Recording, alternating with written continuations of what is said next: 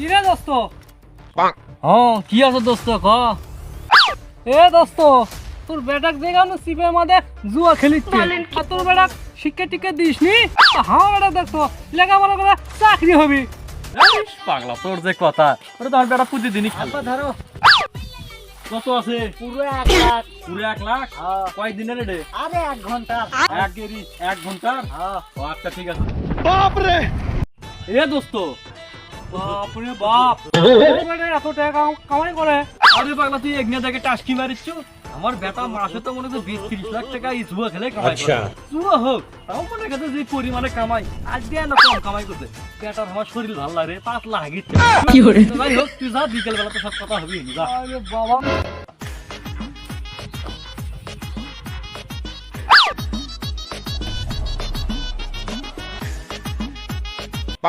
কিরে কুলাস? স্কুল